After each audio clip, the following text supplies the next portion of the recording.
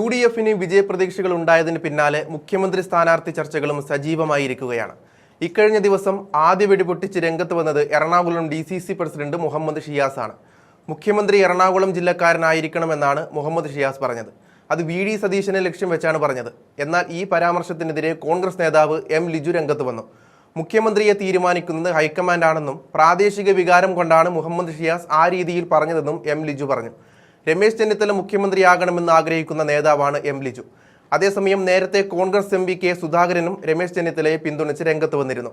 ഇതോടെ തെരഞ്ഞെടുപ്പ് ഫലപ്രഖ്യാപനത്തിന് മുമ്പ് തന്നെ കോൺഗ്രസിൽ മുഖ്യമന്ത്രി ചർച്ചകളും സജീവമായിരിക്കുകയാണ്. ഈ പ്രവണതയെ വിമർശിച്ച് രംഗത്ത് വന്നിരിക്കുകയാണ് K മുരളീധരൻ. മുഖ്യമന്ത്രിയെ ആര് തീരുമാനിക്കണമെന്ന് ഹൈക്കമാൻഡ് തീരുമാനിക്കും. ആരായിരിക്കും മുഖ്യമന്ത്രി എന്ന് പാർട്ടിയാണ് തീരുമാനിക്കുന്നത്. അത് ശരിയായ നടപടിയല്ല. ജനങ്ങളെ കൊണ്ട് പറയിപ്പിക്കരുതെന്നും K മുരളീധരൻ പറയുന്നുണ്ട്. ആ വീഡിയോ കണ്ടു നോക്കാം.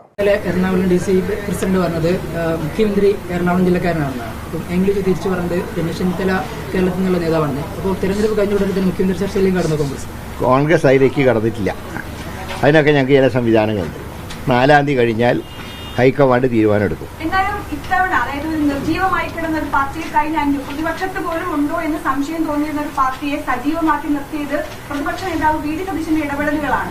സ്വാഭാവികമായും ഒരു അദ്ദേഹത്തിനൊരു ഇതുണ്ടാവില്ലേ? അല്ല, അതൊക്കെ കോൺഗ്രസ് പാർട്ടി എടുക്കേണ്ട തീരുമാനമാണ്. അവരുടെ ഞാൻ ഏകോപക്ഷമായിട്ടുള്ള അഭിപ്രായങ്ങൾ ആരും പറയുന്നത് ശരിയല്ല എന്നുള്ള അഭിപ്രായക്കാരനാണ് ഞാൻ. മാത്രമല്ല, അങ്ങനെ ചർച്ചയിലേക്ക് പോകുന്നതിന് ശരിയല്ല. ജനം എന്ത് പറയും? ഇവരെ ഞങ്ങൾ വിശ്വസിച്ച് ജയിപ്പിച്ചിട്ട് ഇതാ തുടങ്ങി എന്ന് പറയുന്ന ഒരവസ്ഥ ആരും ഉണ്ടാക്കരുത്. അത്രേ പറയുന്നു.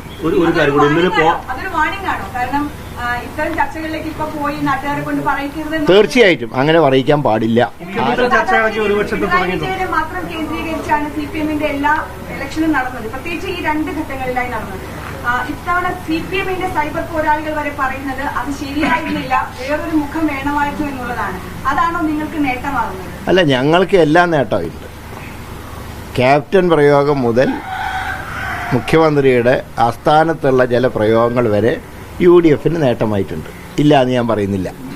VD സതീശൻ രാഷ്ട്രീയ വനവാസത്തിന് പോവുകയാണെങ്കിൽ അതിനുള്ള സംവിധാനം വനംവകുപ്പ് ഒരുക്കും എന്നാണ് AK ശശീന്ദ്രൻ. അല്ല, അദ്ദേഹത്തിന് ഇനി ആ വകുപ്പ് ഭരിക്കേണ്ട ഭാഗ്യം ഉണ്ടാവില്ല.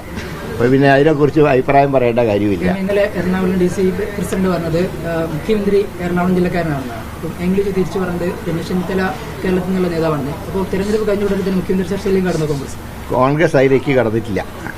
അതിനൊക്കെ ഞങ്ങൾക്ക് ചില സംവിധാനങ്ങളുണ്ട്. 4-ാം തീയതി കഴിഞ്ഞാൽ ഹൈക്കമാൻഡ് തീരുമാനമെടുക്കും. എന്തായാലും ഇത്തവണ അതായത് നിർജീവമായി കിടന്ന ഒരു പാർട്ടിയെ കഴിഞ്ഞു പ്രതിപക്ഷത്ത് പോലും ഉണ്ടോ എന്ന് സംശയം തോന്നിയിരുന്ന ഒരു പാർട്ടിയെ സജീവമാക്കി നിർത്തിയത് പ്രതിപക്ഷ നേതാവ് VD സതീശന്റെ ഇടപെടലുകളാണ്. സ്വാഭാവികമായും ഒരു അദ്ദേഹത്തിനൊരു ഇതുണ്ടാവില്ലേ? അല്ല, അതൊക്കെ കോൺഗ്രസ് പാർട്ടി എടുക്കേണ്ട തീരുമാനമാണ്. അവരുടെ ഞാൻ ഏകോപക്ഷമായിട്ടുള്ള അഭിപ്രായങ്ങൾ ആരും പറയുന്നത് ശരിയല്ല എന്നുള്ള അഭിപ്രായക്കാരനാണ് ഞാൻ. മാത്രമല്ല, അങ്ങനെ ചർച്ചയിലേക്ക് പോകുന്നതിന് ശരിയല്ല. ജനം എന്ത് പറയും?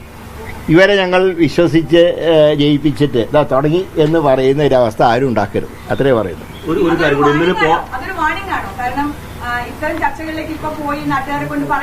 തീർച്ചയായിട്ടും അങ്ങനെ പറയിക്കാൻ പാടില്ല. ആരാണ് X or Y അതെനിക്കും ബാധകം. ഇന്നലെ ഒരു പ്രധാനപ്പെട്ട കാര്യം വന്നത് ഈ വൈറൽ താരം മൊണാലിസയുടെ വിവാഹവുമായി ബന്ധപ്പെട്ട് ഇന്നലെ മധ്യപ്രദേശ് പോലീസ് ഒരു പോക്സോ കേസെടുത്തിട്ടുണ്ട്. അതിൽ നാഷണൽ ST കമ്മീഷന്റെ അന്വേഷണത്തിൽ കണ്ടെത്തിയത് തിരുവനന്തപുരത്ത് ഹാജരാക്കിയ ജനന സർട്ടിഫിക്കറ്റ് വ്യാജമായിരുന്നു. യഥാർത്ഥ രേഖപ്രകാരം ഈ കുട്ടിക്ക് വിവാഹം നടക്കുമ്പോൾ 16 വയസ്സ് മാത്രം ഉണ്ടായിട്ടുള്ളൂ എന്നാണ്. അന്ന് കല്യാണത്തിന് എല്ലാ പിന്തുണ കൊടുക്കാനും അത് നടത്തിക്കൊടുക്കാനും എല്ലാം മുന്നിട്ടിറങ്ങിയ മന്ത്രി V ശിവൻകുട്ടി, ഗോവിന്ദ മാഷ്, റഹീം ഉൾപ്പെടെ ആരും തന്നെ ഇപ്പം മിണ്ടുന്നില്ല, പ്രതികരിക്കാൻ തയ്യാറാവുന്നില്ല, പെട്ടുപോയെന്ന അവസ്ഥയിലായിരിക്കുന്നത്. എന്താണ് ഇതിനെപ്പറ്റി പറയുന്നത്? അല്ല, അതിന്റെ നിയമവശങ്ങൾ പരിശോധിക്കേണ്ടതാണ്.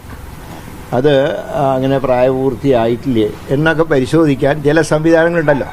അത് അന്വേഷിച്ചിട്ട് നടപടിയെടുക്കേണ്ടത് ഗവൺമെൻറ്റാണല്ലോ. ഗവൺമെൻറ് തീരുമാനം എടുക്കണം. അതിൻ്റെ ഇപ്പോൾ മധ്യപ്രദേശ് സർക്കാരാണ് കേസെടുത്തിട്ടുള്ളത്. മധ്യപ്രദേശ് സർക്കാർ ഈ വിവാഹത്തിന് എതിരായിരുന്നു. അതാണോ യാഥാർത്ഥ്യം? അതോ ഇതിൻ്റെ ഒറിജിനൽ എന്താണ് എന്നുള്ളതിനെക്കുറിച്ച് വസ്തുനിഷ്ഠമായിട്ടൊരു അന്വേഷണം നടത്താതെ നമ്മൾ ചാടിക്കയറി അഭിപ്രായം പറഞ്ഞത് ശരിയല്ല. ഒരു ആവേശം കാണിച്ചെടുത്ത് അല്ല, ഗോവിന്ദ മാഷ് ഇലക്ഷൻ പ്രമാണിച്ചൊരു ആവേശം കാണിച്ചായിരിക്കാം. പക്ഷേ നമ്മൾ ഒരു വിഷയത്തിൽ ഇടപെടുമ്പോൾ എല്ലാ വശങ്ങളും പരിശോധിക്കണം. 4 വോട്ടിന് വേണ്ടി ചാടി കയറി അഭിപ്രായം പറയരുത്. ഇതെല്ലാം അപകടം പിടിച്ച പോക്കാണ്.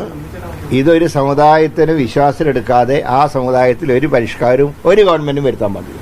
തിരുവനന്തപുരത്ത് താമര തിരിയും. അത് ഞാൻ ജ്യോത്സ്യനല്ല.